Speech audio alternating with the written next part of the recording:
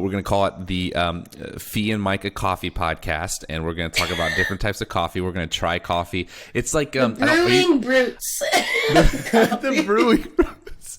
Are you familiar with Dave? Yeah, right. Cheers. Are you familiar with Dave Portnoy, the president of Marshall Sports?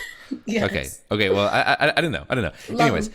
yeah, he's great. He's a character. Anyways, I was talking to a friend of mine, and he listens to this podcast, so he's gonna love this. I was talking to a friend of mine, and he was like, "Dude, I'm gonna do this. One sip, everybody knows the rules, but it's gonna be with coffee."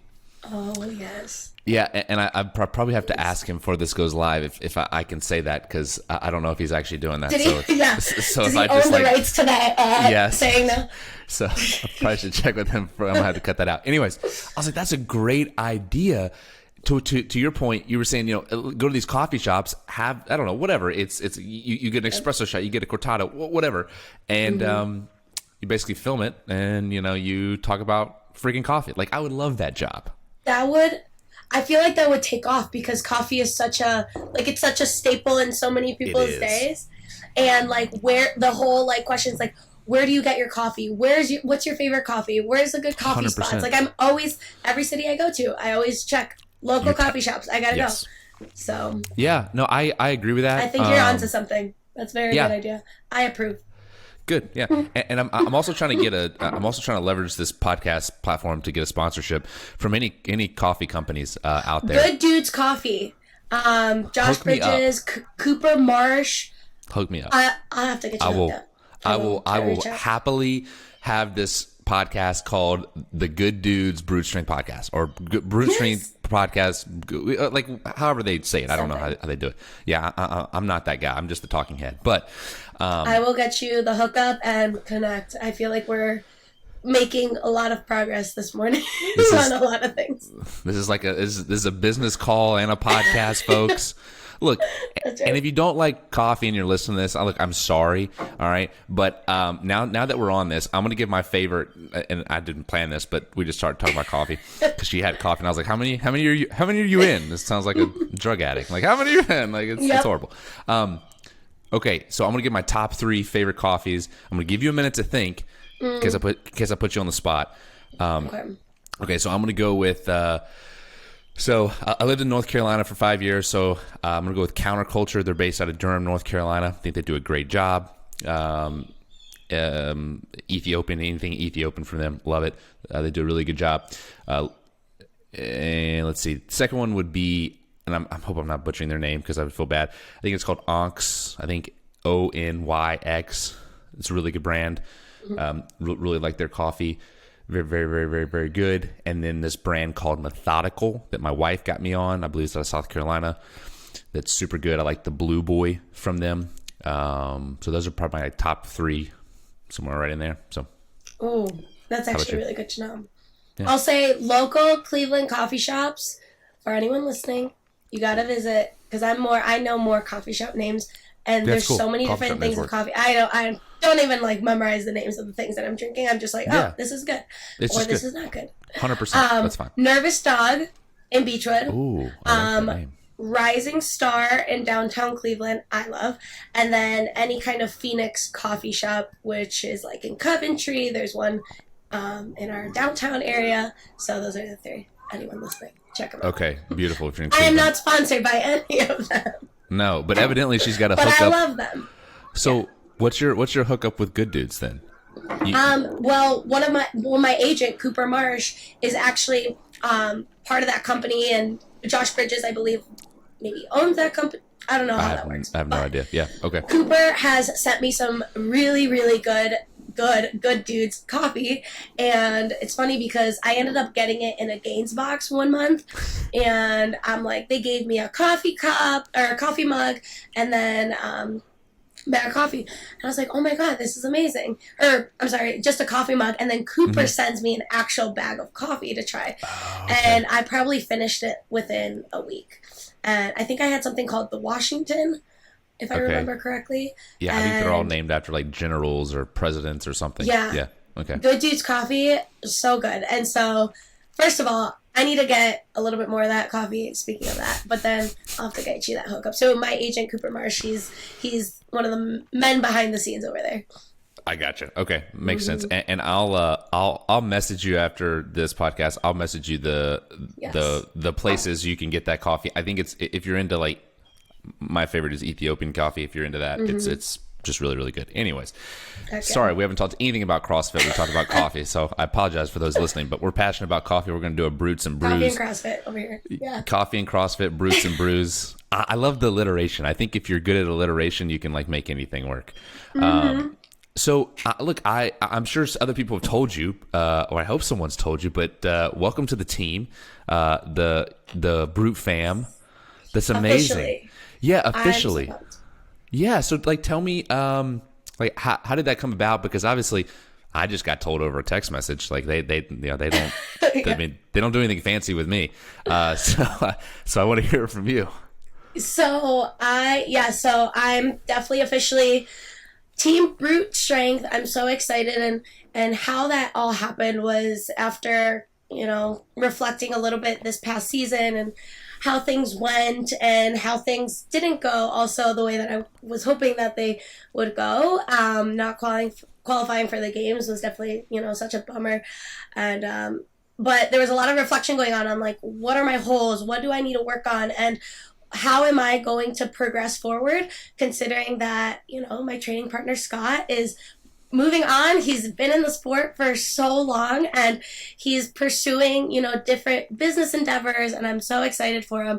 But my chapter continues, right? And how am I going to do that in the best way while still keeping him in my corner? And he is such a great support, but also doing things that I actually need to work on, which a huge part of my holes in the season was strength and power, and having built that foundation. And so anyway, so I got interested in Brute Strength just honestly by seeing a lot of the Brute athletes perform and compete in a lot of these semis.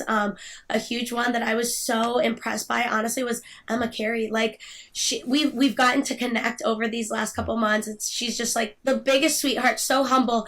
And one of the things that impressed me the most was how young she is, how powerful of an athlete she's become. She hasn't always been like that, just kind of like seeing her history and seeing her evolve as such a young athlete.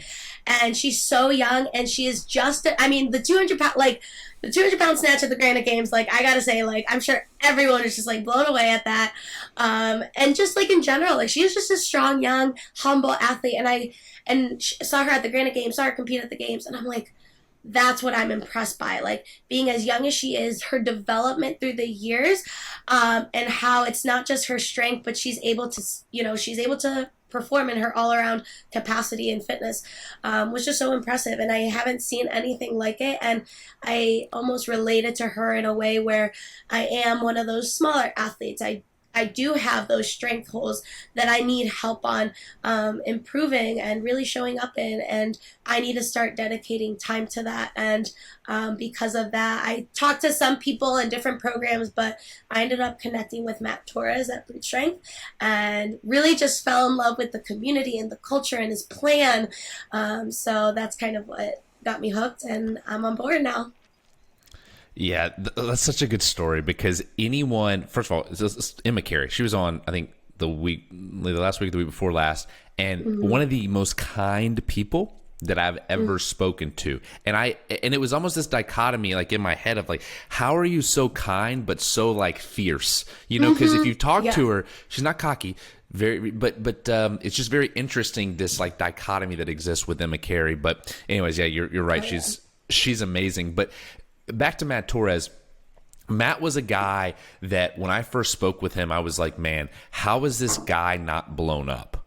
Right. And obviously now he's becoming a little bit of a household name, but in the CrossFit space. But when I first spoke with him, I was like, this guy has got everybody that is going to be somebody in the next, 2 to probably next 10 years, assuming that everybody stays healthy. And I'm just curious, like, what was that conversation like with him? Because I'm not here to talk bad about other people or ask about those other conversations, because it really doesn't matter, because you are where you are now. But what was that conversation like with him, and how did you know, man, this was the guy for me, comparatively speaking to the other people that you talked with? It was cool to have the conversation. First of all, the conversation opened up with like me introducing myself, but he almost like he did all of his research. Like it seemed like he did all of his research, not just on my past 2 seasons, but like all of my opens. Like I've been doing, the opens for many years now. And, just looking back and starting to connect the dots on my history as an athlete and how I've evolved as an athlete, not just looking, the last, semi quarterfinal open and trying to connect the dots, but he's really gotten to understand me on who I am, where are my strengths and where are my holes. And he's, been able to connect the dots there from like the beginning of my time in CrossFit, which has been like 2014, 2015. And along with that, first of all, he asked me like, Fee, just talk to me about your season. What are your highs? What are your lows? What are you proud of? What are you not the most proud of? And he just kind of like let me talk, and I talk a lot, and he just hears me and digests everything that I say, and it was cool. He was like he's brilliant. Like that's what I got out of. Like that's what I'm saying. How is he not blown up? He is like brilliant and smart, and he's so in tune with like the finer details, which at the end of the day, end of a season, that's what matters the most is the people that win the games. And Scott, this is kind of words from Scott, which I just he explains it so well, so simply. It's the people that win at the games don't win at the games, they win in training. So the people that win at the CrossFit Games are actually winning the games in their training. And what they do at the CrossFit Games is nothing, out of what they typically do, right? And so that's why, and that's kind of how those conversations went, starting to break down my season and, what he's noticed along the years, and asking Fee, take me through your programming, take me through a typical training day, not just a training day, but also my habits in a training day, which was like really interesting for him to bring up, because the more I talked about it, the more I realized, oh my God, like everything that I do outside of training, I like, for example, my training sessions, when I have them, what I do outside of my training sessions, which really, I feel like I'm on my feet all the time. I'm not recovering as much in between sessions, which doesn't allow me to maybe, give the intensity and intention that I need in the second training piece. So him also filling him in on the finer details out of a training session is something that he was really understanding, and he took the time to really ask about, which it made him so different, and really impressed me and really got me excited, being like, this is who I want in my corner, and this is the guy that I know is gonna progress me forward. So for those listening, you've referred to this guy named Scott a few times. Just for those listening, she's referring to a guy that you may have or may not have heard, Scott Panchik. Yes. Who is that, right? Maybe the most consistent CrossFitter to ever live. Anyways, and just been doing it like forever. Like, I feel like I'm sure it feels like that to him too. Like it's just he's just been forever. No, he's an incredible training partner. I coach at CrossFit Mentality, and he's the affiliate owner of CrossFit Mentality. And through his last couple seasons, I've had the opportunity to train alongside him and be mentored by him, and be his training partner, him be my training partner, and literally not just a great athlete, he is just one of the greatest humans in my life, and such a great role model to so many people. And it was really cool for people to really see who Scott is, especially this past year and past season. That's who he is, just resilient and strong and just gritty, but also pours into others selflessly. And it was really, really awesome to see that shine. So it was, and maybe more than most, but I mean, is he truly done? Like I don't see him truly being done. I mean, maybe from like the open division, but I don't know if he's truly done. Yeah, I think he's going to go beat up on the master people. The question of the century, I think, right now. I'm not going to say much, but all I really am going to say, he is right now he is taking time to rehab his knee, to really like get himself back to health. He's been in a lot of pain, more than people realize. It's not pain that he's just been dealing with at the CrossFit Games or this past month. It was pain that he was just training to manage for months. And like the amount of pain he trained through is, I mean, I like open up a callus and I'm like, I can't, like, my day is done. No, so he needs to, he's taking time to rehab and get himself back to health. And he's actually pursuing a lot of different business ventures that he hasn't been able to do. Obviously, he was dedicating a lot of time to the sport. And now as a business owner and entrepreneur, he actually developed an app. He came out with an app. It's called Unlocked. He's been working on it. So he's been doing more of the business side of the things that he's been wanting to pursue. His new app that just came out, Unlocked, is programming that he's developed over the years. He just came out with that. He's spending more time with his family, involving himself in the business side of the sport, which is so special to him. Is he done competing?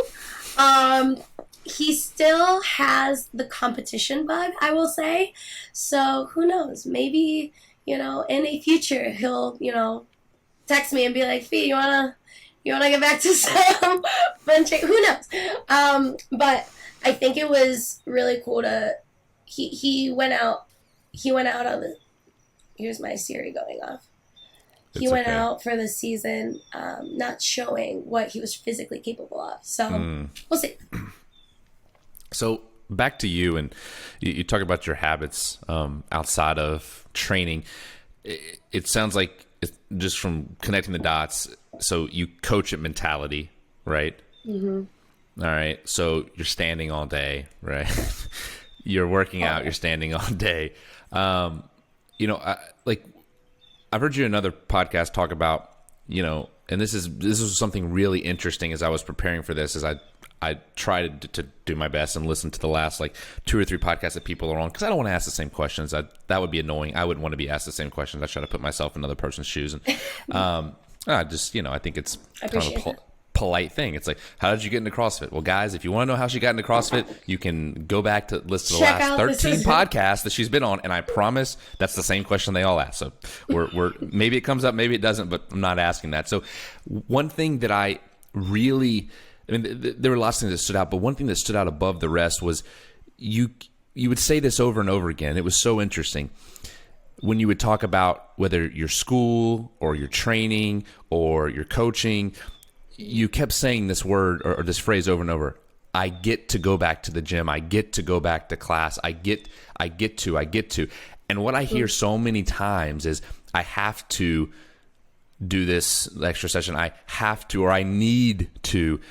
And for you, I never, in 4 hours of listening to you talk, I never once heard you say, seriously, I need to, or I have to. That's a mindset thing. And I know that's not by accident. That's on purpose, with purpose.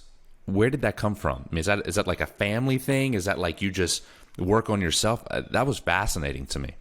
That's so interesting that and it's crazy. It's like, you mentioned that, and it's something that it brings me back to like why I do CrossFit, and I don't competitively.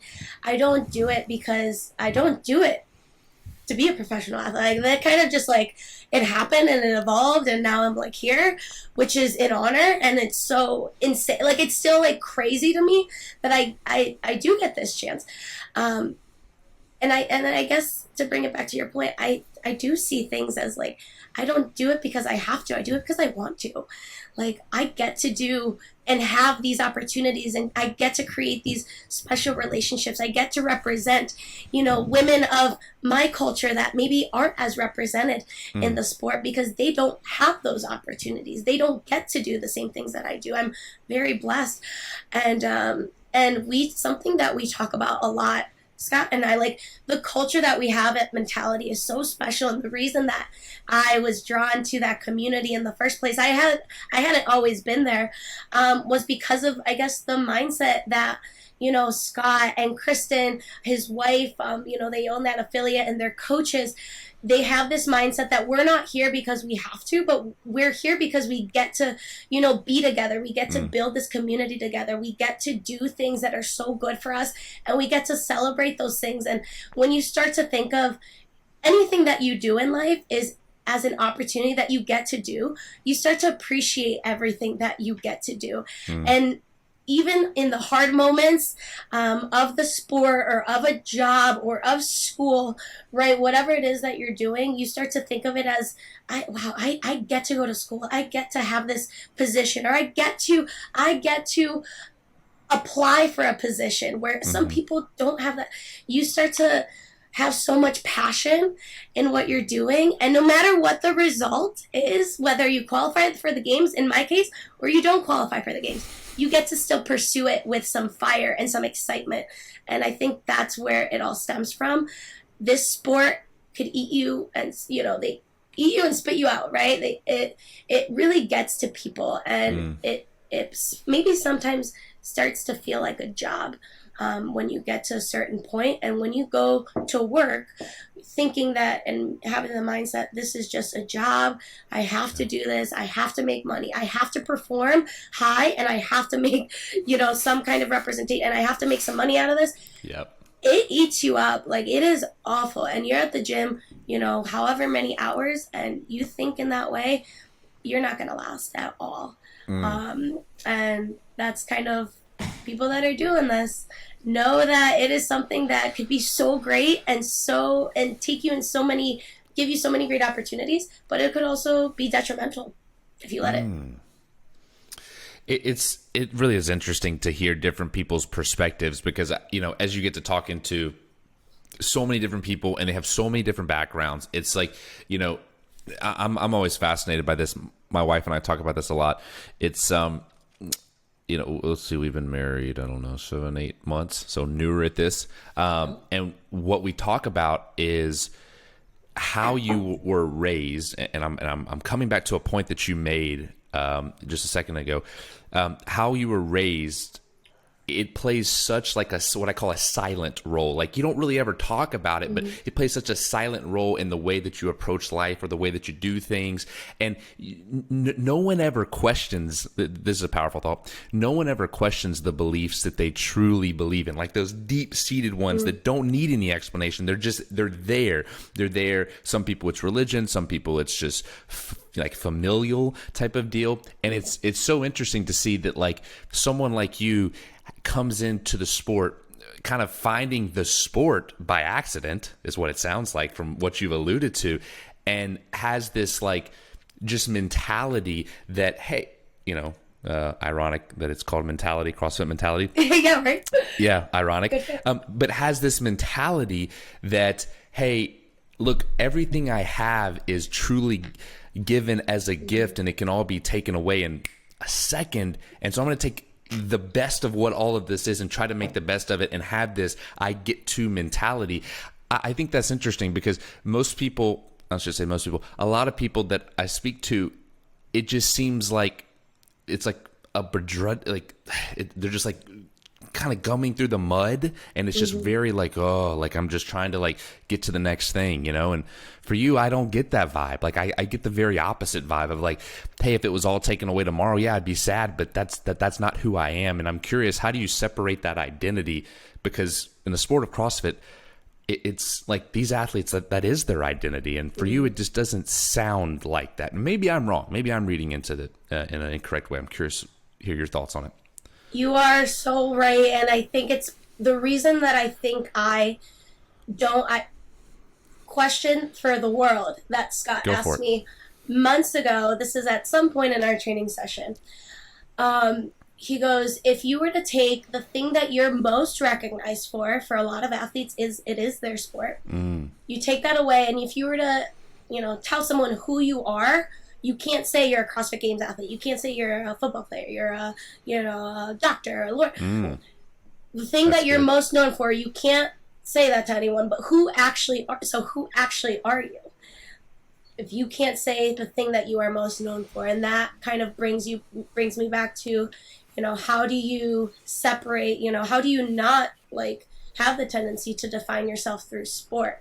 It's just part of who you are, but it isn't like, it doesn't embody who you actually are as like a human being. Like athletes are human beings. Like, Absolutely. like no other, like we hurt and we cry and we get frustrated and we fail more times than we succeed. And I think a lot of it does help, like me walking into a CrossFit affiliate to do CrossFit and to be part of the community, to use people around me to feel better, do better things. And then eventually that started to develop into me having a passion to pour into other people. Yeah. And I think that's what excites me and it gets me so fired up. It gets me so fired up to coach and get the opportunity to do that too, because I started as a member, just like 99.9% of the world that is involved in this methodology starts. Like they start to do something good for themselves. Mm-hmm. And the more good you do for them yourself, the more you start to pour into someone else and help someone else and help others. And that's really what the community is about. And I don't identify as only a CrossFit Games athlete or a CrossFit athlete because I didn't start that. That's not my purpose. I just get to do it, and to do it at a high level. It's cool to think that like CrossFit Games athletes are people that just work out fast. They just work out a little bit faster than the majority of the people. But like, it's kind of what it is. Like maybe we lift a little bit more than the person that's just going in for an hour of the day. That's really all it is. Sometimes when you see it that way, I get to pour into other people, and that really helps me understand what I am actually passionate about. It's being part of people's journey. It's being part of something so much greater than me. And I've had so many people pour into me that I love doing that back. And if I get to just do and go to the CrossFit Games or go to semifinals and do something at a professional level, that's just a reflection of all the great things behind the scenes. But I think it's very important for athletes not to define themselves as their sport, because there's an end to sport. Unfortunately, sport does come to an end, and you're not going to be doing sports for 40 years of your life. Like, that's just not going to happen. So understanding who you are and where do you see yourself after your sport is definitely a question that I think a lot of athletes should be thinking about. Considering who they really are and where they want to actually take their talents after, right? Whether it's in the community, whether it's in another profession, whether it's working with others and kind of guiding them along the way. So it's interesting you say that, you make that analogy about pouring out, and it's, I think, a situation where, you cannot pour out anything in which is not already in your cup. You know what I'm saying? Like if you aren't in a state that you're overflowing into other people's cups, you're really pouring from a deficit because you yourself don't have enough. Like you yourself are not in a good enough place to overflow into other people's cups. And the irony of that is that oftentimes that overflow in which you are overflowing into other people's cups usually has to come first from other people doing it to you. Yes. Which is cool, my gosh. That's your cool experience. To think about, yeah. And that's your experience in CrossFit, isn't it? Mm-hmm. You don't... I haven't done anything that I've done is a reflection of people around me. Like, nothing that I've ever done in anything is like only from me, and that's it. Like, I create, it's... So when it comes to achieving anything, big or small, it's never mine. It's never my achievement. It's all of us. It's everyone in my corner. It's everyone that helped me get there. The people as simple as like people in our gym that, get their first muscle up. They get their first toes to bar. They get their first, whatever their first are. It's a team experience. It's a group experience. It's a team effort. And Scott has this thing called wolf pack, like this and that, this representation of, we're this wolf pack, and each person in the wolf pack plays a very specific and important role to elevate each other, no matter where you're at or who you are. And that's just our friend group, pretty much. And that's our community too. And it's cool to see that everyone's achievement in our gym or as athletes, everything that they achieve, it's a representation of their team and where they come from, and it's never an individual or singular effort from them. Here's what really, and I don't think there's any other sport that you could really do this in except CrossFit. So as you mentioned, you came in as a member and as a paying member, presumably doing paying member classes. And here's what blows my mind. If we're going to compare Scott Panchik. This is a really nice and generous comparison to Tom Brady in the NFL. I want to go learn from Tom Brady. I want to be a quarterback. In your case, I want to learn from Scott Panchik, whatever. I want to be a CrossFit athlete. Maybe you didn't know that at the time, but then all of a sudden you're like, hey, I think I want to be a CrossFit athlete. Okay, let's go learn. Let's go put myself around better people or the people that are doing what I want to do. Really smart. I love it. There's no way I can get to Tom Brady or anybody in the NFL for that matter, doing it at a professional level. But CrossFit is very unique. I mean, think about this, guys. Is that you can go to these people's gyms, and because they're real people that have to work out in gyms, most of them, or maybe own affiliates, whatever the case. And, you can, I'm not saying you can go work out with them, but I'm just saying there's a chance that you're going to be able to converse with them. Here's this is where my mind is blown. And I need you to connect the dots for me. How do you get from regular member to I want to go to the CrossFit Games and, oh, by the way, I'm going to work out with Scott Panchik? Like those things, like the bridge there is not connecting for me. I'm not saying you weren't a great athlete, but my guess is you didn't come in as a phenom fire breather kicking everybody's ass. I mean, maybe I'm wrong. Not at all. Not at all. Well, Scott was training out of a Cleveland gym, some gym in Detroit. I forget. I'm blanking on. Anyways, he started to open his affiliate. As soon as I heard that he was opening an affiliate in Mentor, Ohio, 20 minutes away from my house, 25 minutes away.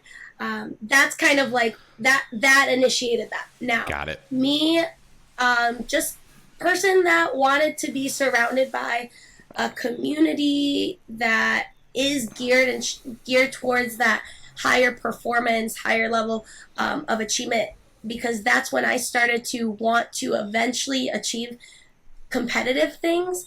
Well, I want to go to where the best in the sport is going, and they just so happen to be a couple minutes away from my home. Now, I walked into the gym. Still, I didn't walk in the gym being like, I want to compete at the CrossFit Games. So many people want to compete at the CrossFit Games, right? It would be so nice. There's a reason that 0.1% is really the community is competing in it. I walked in there wanting to just be coached by people and people meaning, Saxon Pancheck at the time, Spencer Pancheck, Scott, his dad was there coaching. Like, it was amazing. Just like that family. That's, what they evolved that community to be. I was just there being like, I just want to be better, whatever better looked like. And I was in the moment, I was doing local competitions. I wasn't, shooting to be the top in the open or to go to the games or to go to regionals. I was just like, I just want to do some local competitions and something to keep me accountable. And I want to, have something to work towards. I haven't had that in a very long time. Eventually, throughout that journey, you build really, really good habits and very, very strong work ethic.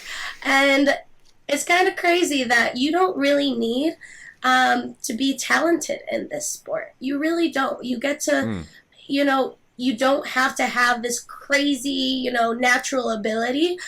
You have attitude, really good attitude, and really, really hard. You work really, really hard, and you just do the things that some of the greatest people in the sport are doing. You eventually become and, kind of follow in their footsteps.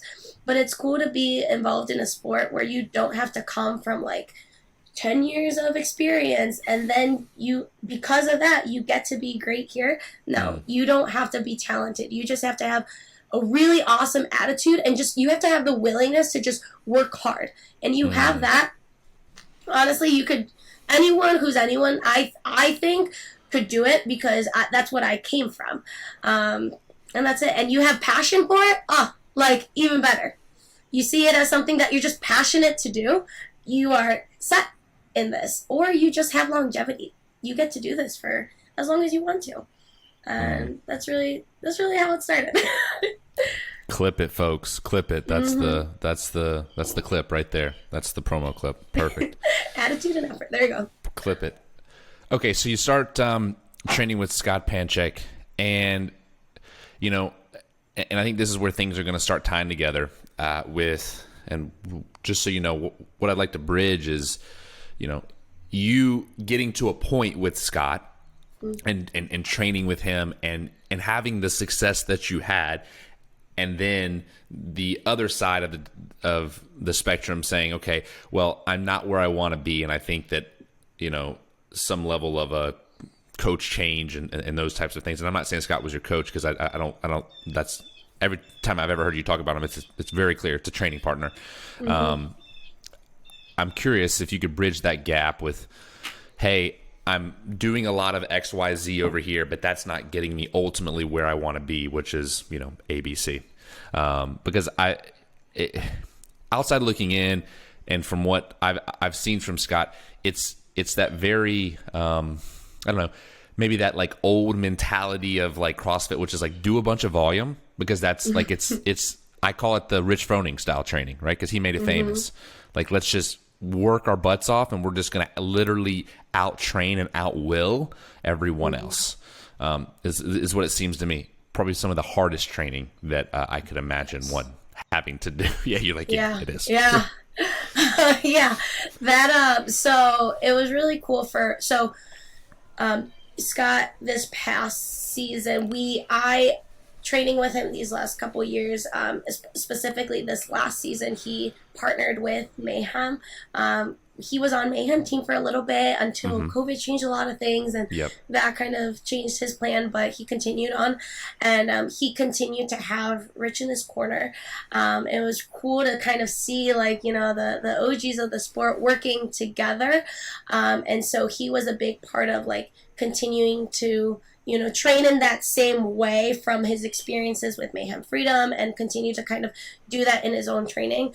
But yeah, it was high volume, a lot of intensity, but a lot of repeating intervals, whether it's long endurance intervals, high power output intervals, whatever that looked like, gymnastics, monostructural, strength.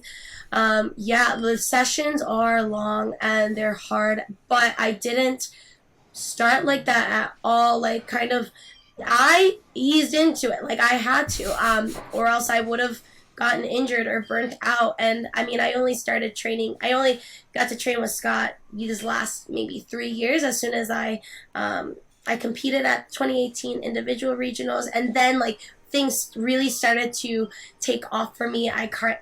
The smaller I started to just achieve very small goals along the way, eventually making it to regionals as an individual, and then eventually the CrossFit Games started to become, a part of my picture, as something that could happen. Like, I was getting there, and the closer I got there, then we started to train together, and I started to do things along Scott. I didn't do everything, because you take someone that's been doing something like that for a long time, and you can't just like do that, right? You have to ease your way in.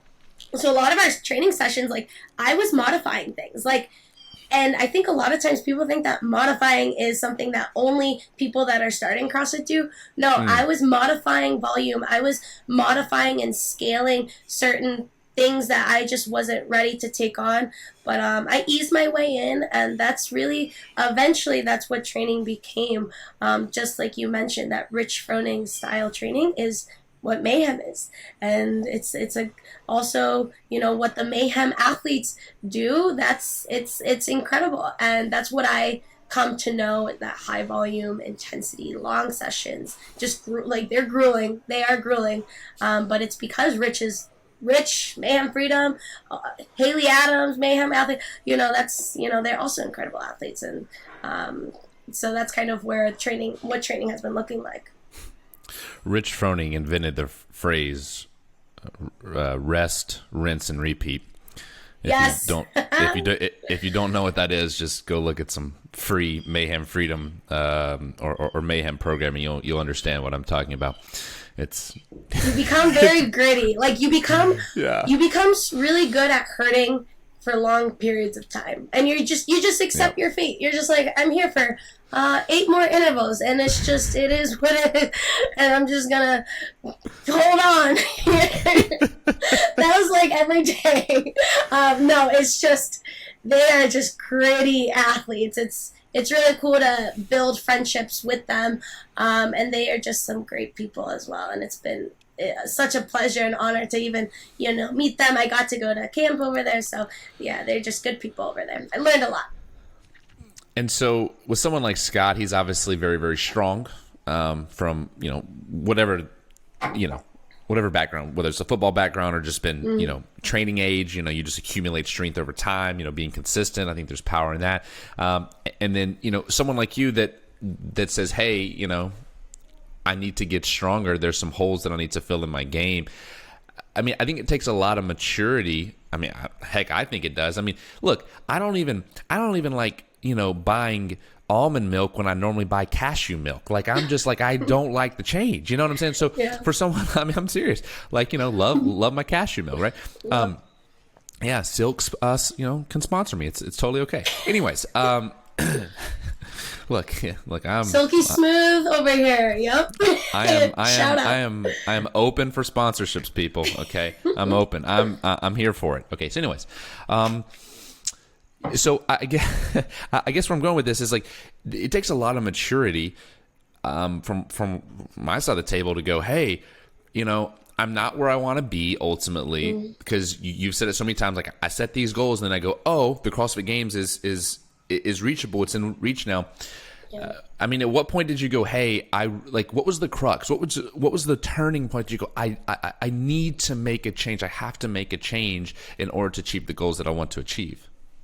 Yeah, I guess that stems from a couple years ago. Like, I started, because I took CrossFit classes all up until 2018 regionals, actually.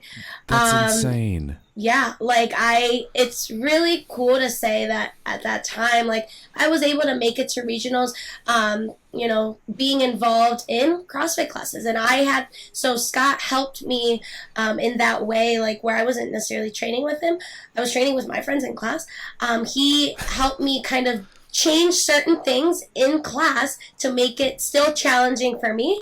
Maybe add certain things in, whether it was like extra rounds, extra intervals, whatever that looked like.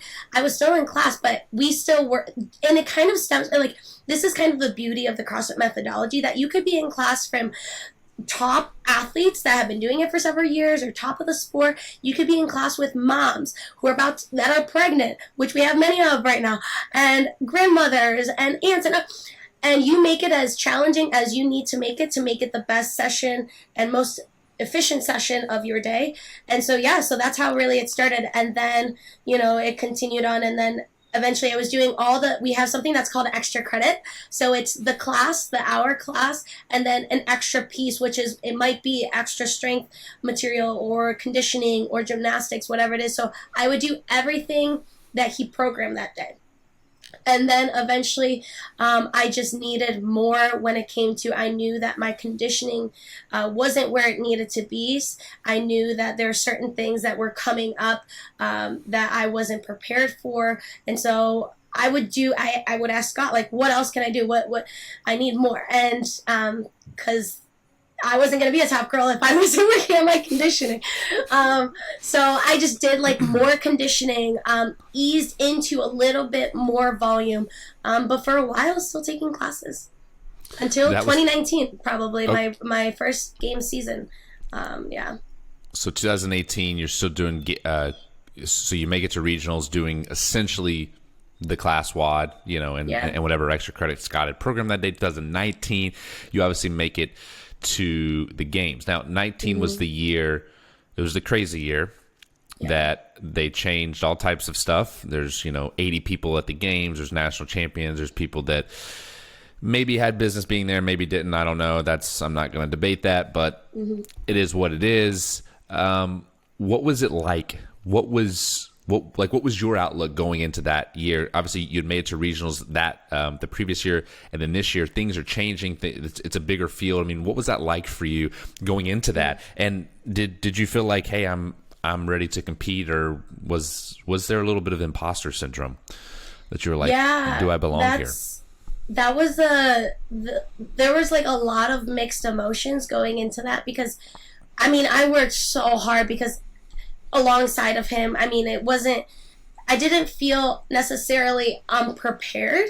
I was still going into that season as my first season, knowing that there's still so much that I want to work on, and like in my head I was like, gosh, I hope I don't have to swim a long distance. I just started swimming. Like, God, like there was, and it's the worst feeling in the world, like being scared for something as an athlete, being like, I still need time for this, like, and you're just crossing your fingers, hope it's not the first event, which it wasn't, and the swim event didn't happen until a lot of cuts, right, until I think the top 10, but it would have sucked. Like, I was still going into that year being nervous and scared because there were still a lot of holes that I didn't close. Still newer athlete at the time at that level, so yes, like part of me was very nervous and very scared, and I felt like I had performed well up to that point, but I wasn't exposed in the things that I almost like needed to be exposed on. Like swimming and strength is a big thing. I don't have a lot of like competition experiences where I have needed to be in the water with 50 people and like swimming a lot. Like, I'm not a swimmer. Like, I started swimming because I'm like, oh shoot, like there's swimming events. Like, you actually have to swim. So yeah, I did have a little bit of an imposter set, and going into the first event, I was nervous because, first of all, so many people are doing that event, and you have to be it's within... like 80 women. I don't know. It's something ridiculous. It was like 170. Yeah, it was crazy. And they made, half of the cut was made after, I think, the first event.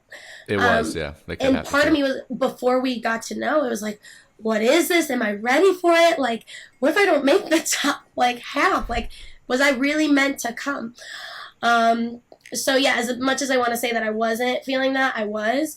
But the first event ended up being so well, because it actually ended up being something that we worked so much on, which was legless rope climbs, moderate weight on a barbell, snatching and running. And I was like, even if I get, like, top, like, 50, I was going to be so happy about. But I think I placed 5th in that event. And after that event, it just got me so fired up. I was like, okay, I'm here. Like, I can hang. Maybe some other events didn't go as well as I wanted to. I did get cut after Mary. But, yeah, there was... if other events had shown up earlier, I would have been exposed way sooner. So I definitely was scared. And look, folks, she's being a little bit humble too, because you can go back, and we may not get into this on this podcast, but you can go back and look at her MACC finishes at her semifinal, arguably the hardest semifinal for women.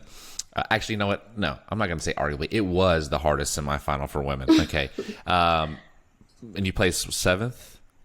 7th, yes. Okay, yeah, 7th with like a stomach bug and violently vomiting. Okay, so if you want to think, oh, she's not that fit, like you go look at some of these times, and then you throw up a few times before you do these workouts, and then after, and let me know if you can make it through the weekend. So I mean, we're talking to an incredibly fit person. She's incredibly humble, and so it doesn't sound like she's that fit because she's just incredibly humble, but oh my God, she's fit. So anyways, I just want to say that, like, on your behalf, because if some people are like, oh yeah, whatever, no, like, yeah, you can go look at the scores, people. Anyways, MACC okay, so go ahead.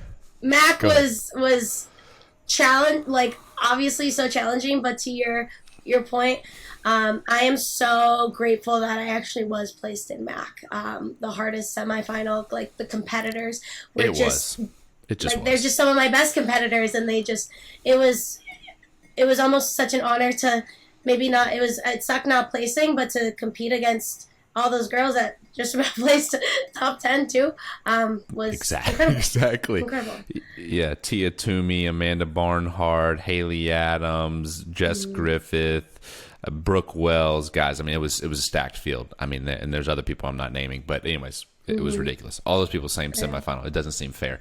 Okay, so 2019, you make it to the games. You get cut after Mary, which is, whew, my gosh, that's a tough workout. Okay, so like, what does that look like? Obviously, 2020 was like a crazy season. You don't know if the games are going to happen. Scott Panchik is on Mayhem Freedom that year. They end up canceling for teams. So, like, what was that like as an athlete? I mean, it's truly the unknown and unknowable. I mean, that's the definition of it, right? You literally don't know if you're competing. You don't know what you're training for. How did you? I mean, did you train that season, or how did you navigate that season? Yeah, there were so many things that got canceled. But there were so many other things that were also, like, potentially happening. So It was kind of this, like, something might... I mean, the only thing that I really had that season, because my... through the rules, I qualified for the second CrossFit Games of my season, what could have been my season, in 2020, and then rules got changed and bids got rescinded. So I went into starting that year thinking, okay, I'm going to compete again. And then not, and then I still had Rogue Invitational, which was really cool. But Rogue, instead of canceling their event, they actually turned it online. And so Rogue Invitational went online, live. Competitors still competing on that field were still competing in their home affiliates. So that was the only thing that was like the end of my season, which was still like a weird feeling. It felt like I was just doing like an open workout 3 times a day for a weekend. That's really what it felt like. So cool. But we just trained so hard for something that we didn't know what we were preparing for. But we trained in a way where, like, we're going to train, and if something comes up, we're going to be ready. Like, that was kind of the mindset.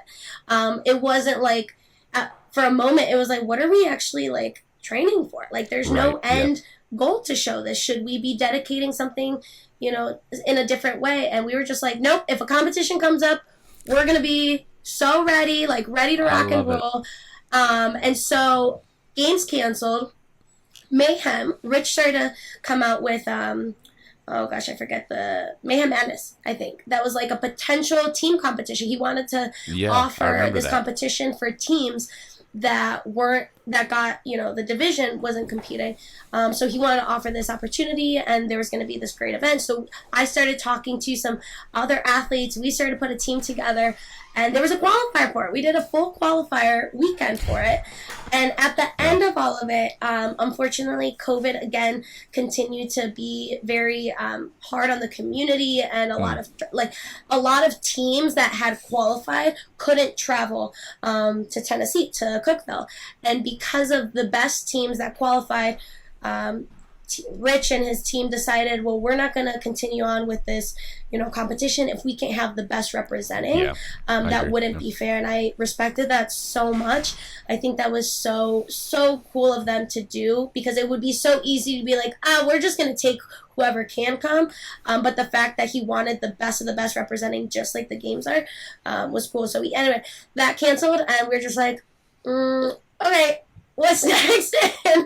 And for me, it was Rogue, and for Scott, it was nothing. Like, he was just training hard at that point with me. And he didn't compete at Rogue, but I know he sure wanted to, and the training continued. And it was kind of, he never takes a day off. Like, this season is the first season, I tell him, and everyone tells him, he's finally taking, like, time off. But he just worked. And that's kind of how it looked like 2020, just training hard. So you said that you got a bid rescinded. So where did you qualify through? Was it through the Open, or did you qualify through a semifinal or not semifinal? It was called, what was it called? Sanctional. Sorry. Jeez. Yep. They keep changing the names. I can't keep it straight. Sorry. Those things that get you to the games. God. Where did you qualify? I qualified, so 2020, the first sanctional of the season was actually at Mayhem. Mayhem hosted their first sanctional. Yes. It was so fun, and they actually had it at their home affiliate, So they hosted it, and it was for only individuals on this one. And so I qualified. I got Tia was competing, so the athletes were Tia, Christy Airmo O'Connell, Danielle Brandon, third place, and then I got fourth place at that sanctional. really, Rebecca Voigt was there too, like some Yep. amazing individuals. I told y'all she's fit. I told y'all she's my dark horse. She just needs to get stronger. Yeah. Anyways. So at that time, the rules maintained the same, where the top, if you qualified among the top, I think 20 or whatever that looked like, 25, considering also fittest in the country and things like that, however that shook out. Tia, Christy, and Danielle all qualified through the Open. So the next CrossFit Games bid would have gone to the 4th place finisher. So that's where I got my bid there. And then sure enough, it took, I think I saw maybe in March is when things eventually got changed. And then I got, the awful email saying, Fee, we know you qualified, but now you didn't qualify. So CrossFit Games bid got taken away. So that's where I got it, and then then didn't get it months later. So yeah, it was an awful feeling, because it was the first event of the season, and you worked so hard for that bid.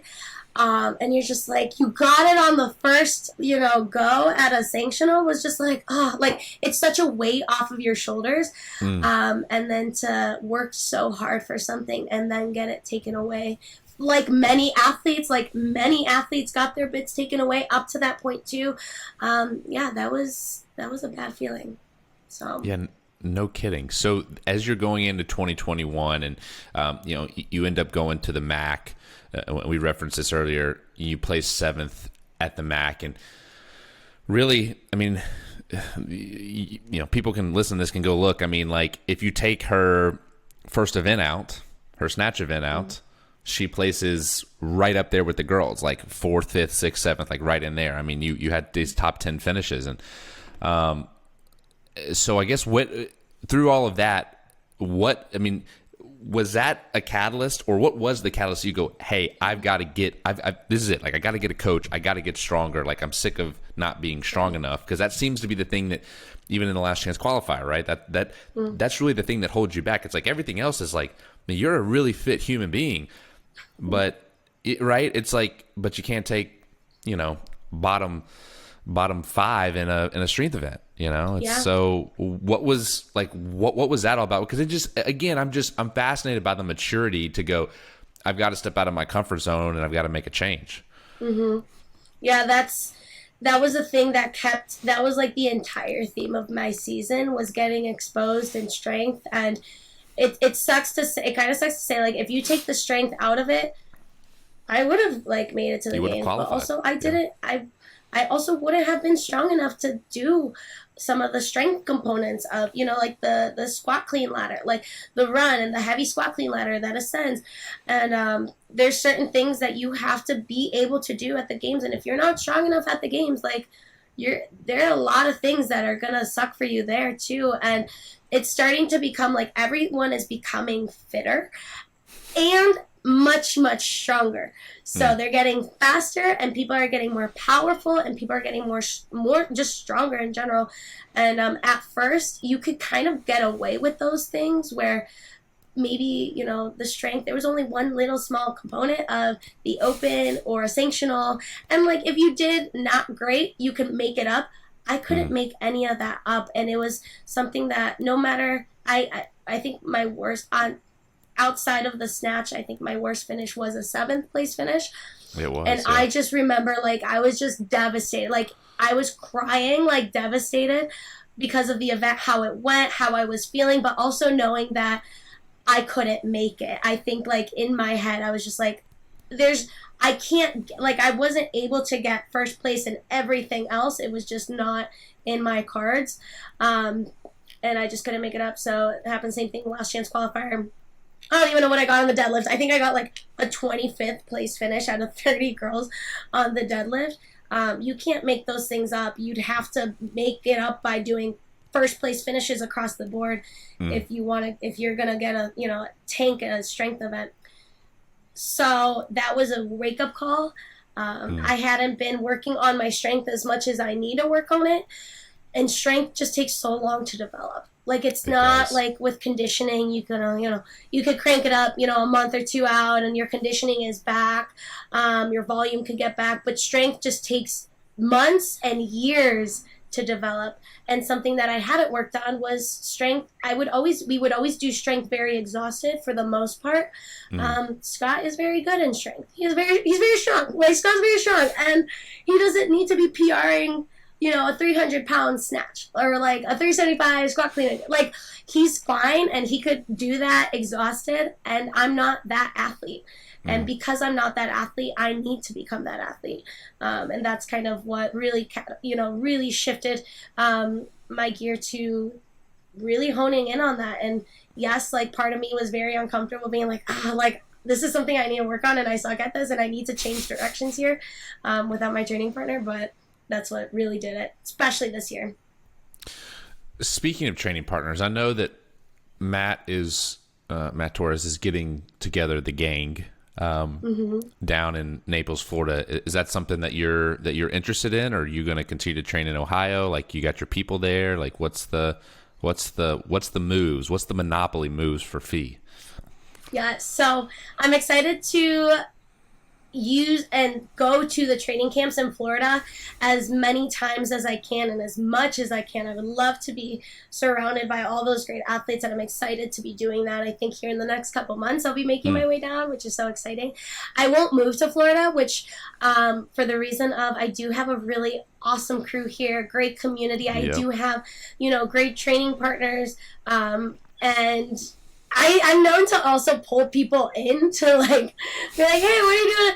Here, come do this after you're done with class. And I'll, like, start pulling people in. People are so supportive at my community, and I have good people to be around and train with. And I think it would be different. And if I was doing this alone, if I was training alone and not have that environment that pushes you. So I won't be moving to Florida, but you will be finding me down there several times this year to either, spend a couple weeks there and training with the crew and all the people. So I'm excited. I'm definitely pumped. It's man, you really hit on something. It really is the people. I mean, that's guys. I mean, that's what makes just life worth doing. Is just it's just not the same. And unless you've had that, you don't even understand what it's like to have that. It's such a life-altering, life-changing experience when you have people that you're surrounded with that, one, get what you're doing, two, they respect and in a way, like, support and honor what you're doing, and then number three, and I think this is to your point about the wolf pack, is like they understand their role in the ecosystem, whether that's as a training partner or whether that's just as a little test dummy because I don't want to do this alone, so come suffer. Like, that's right. I mean, really, though, and I think that's just so special. And so I mean, I get that. Don't get me wrong. I think they got some little freaks down there in Naples. Like, my God, like, all those people are, like, unbelievable athletes. But I don't think that there are many people that have people like Scott Panchik in their corner. And I don't care if he's done competing or not. He's still really, really fit.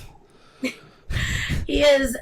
And that's the thing. It's not necessarily who he is as an athlete that makes him so incredibly special. I think it kind of comes down to, it's just like, if you just get people around you that want to, like, work hard with you, support you, they believe in what you're doing and you believe in what they're doing, whatever it is, that's really, like, all you need. Like, the ingredients of being successful in whatever it is you're chasing, sport or profession. You surround yourself enough with those group of people, like, they're going to you don't have to have the best in the world. You just need to have, like-minded people that you're able to learn from. They're able to, give you maybe some really good feedback that is going to make you better. Maybe they're the ones that give you that tough love that you can't do for yourself. Everyone needs a person that's also giving them some tough love, some reality checks, pulling you down and grounding you down to back to earth here. It's not, you don't need CrossFit Games athletes surrounding you to become a CrossFit Games athlete.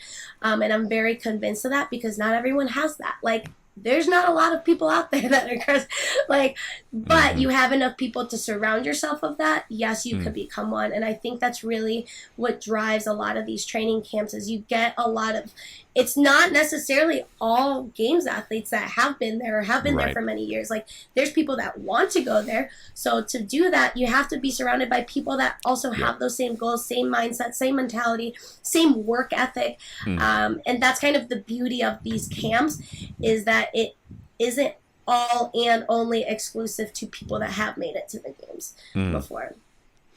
I mean, what you're saying is I really think, and I'm not going to say the key, but it's a key to success, because I think identity, if you look at it, I know identity is a very ethereal, pie in the sky like thing, but identity is so, in my opinion, it's so fluid. I mean, it's as fluid as this water. This water is going to conform to whatever I put it in, and that putting it in can be, I think analogy for the people that you surround yourself with, right? If you surround yourself with the people that are going out, that are, it just is what it is. They're eating like trash. They're going to fast food. Guess what? Your identity is going to become fluid around that. Vice versa. If you put them around people like, you're in a gym environment, people that have that same goal, or maybe not goal, but mindset and work ethic, all of a sudden your identity is going to become fluid around that thing. And I think that's a lesson for people listening of like, hey, maybe I don't want to make it to the CrossFit Games, but I want to freaking change my lifestyle and lose 50 pounds because I'm overweight and diabetic and da-da-da-da-da-da-da. Well, hey, look at the people you're surrounding yourself with. I guarantee they're going to be most like that right now, but my gosh, you can change that. Oh my gosh, that's so true. I just had this conversation yesterday with, I got out, we were hanging out, we're enjoying a Sunday on the boat, and one of our members, I was hanging out with one of our members, has become such a great friend. Like I connect. He's also like in his 60s. He's a father. He is a business owner. He started CrossFit because he needed to take ownership of his health. He couldn't like squat or step up onto like maybe like a 12-inch box. Like he like just doing anything he was doing everything in so much pain. He battled and overcame a form of leukemia. He experienced chemo treatments and a part of his life. So he has such an incredible story, and it is one of those stories that I think everyone needs to hear, because that is the story of the beauty of CrossFit and the methodology. And to kind of bring this back, he had this conversation with me. He goes, Fee, I want to train with you. I'm like, oh, heck yeah, come train. Like on Saturdays we coach, and there's this time that I'm, I get to train, and, now I'm training after I coach. And I was like, yeah, I would love people to train with me. And it doesn't matter who you are, like him, who has this history, but he wants to just work hard, be surrounded by people that are working hard, which he is in classes, but he wants just a little bit more, and he's just so interested to be he's never trained with me. And I was just like, yeah, come in, I'll be there all day. And if you want to pop in and we could, do your, and he's going to be doing what is appropriate to him, and I'm going to be doing what's appropriate to me. But it kind of, in this sense, he's just he wants to surround himself by my training partners and kind of our environment. And it's so cool for him to be like, Fee, I want to train with you or alongside you, and like feed into that too. And instead of me being a coach, and for him to always see me as a coach, which I am at Mentality, but to get to train together, I would just love training with members and pulling them into maybe what I sometimes pop into classes where class will be doing class programming, and I'm just in there doing what I'm doing, but I'm just surrounded by people working hard. Like, that's all I need. That's all I love. Like, that's all I want. Anytime, every day. It's I think you're a very, very special person in the sport. Your mentality, I think your personality is very, very infectious, and it's just one of those things. I think, it's like those people that you look at and you're like, man, this person is going to take off. And I just want to say that here, so that when you do take off, when people go, oh no, you didn't call it, I'm like, go to episode, whatever this episode is. And I called that shit. Because, right, like, I mean, seriously, like, it's just like all the intangibles are there. It's just like, it's just waiting to meet the success of what's to come. And I think that's really cool, because I think anyone that I would assume anyone listening to this podcast can kind of tell, like, man, this this person's got it together between the years. And I think that's like, for me, that's always my litmus test is like, do you sound like a nutcase? Like, or do you like I'm just, I know it sounds horrible, but it's like, if you sound like a nutcase, there's only so far you're going to get. I mean, that sounds harsh, but we've all met those people and you're just like, okay, well, nice talking to you. It was good. But yeah, no, I'm excited for you. So, all right, well, we're gonna connect over coffee next time. Welcome to the Brute team, Brute fam. We need a better name than the Brute fam. It just doesn't sound right. Anyways, whatever. I love it. No, I'm very excited. So much to come. So many changes, but I'm coming in with some extra fire this season. You're with the right guy, and yeah, Matt's awesome, and he well, I don't have to say that he knows what he's doing. Clearly, you think he knows what he's doing, and so do the other phenom teen athletes that he has that are just freaks of nature. Anyways, all right, Fee. Well, thank you for your time. Is there anything else you want to say or get off your chest before we get off here? No, I think we've covered all the things, and I'm just, hey, have me on. Keep me in mind in a couple months. Maybe we'll be making some waves here in the middle of the season. We'll see. I love it. I want to get like a few people on at the same time. I've had Dallin and James on at the same time, who I know you've met. They're hilarious. So yeah. So if you hit it off with somebody and you're like, hey, I think we could do a team podcast together, let me know. I'm all about the good vibes, good energy on the podcast. I love it.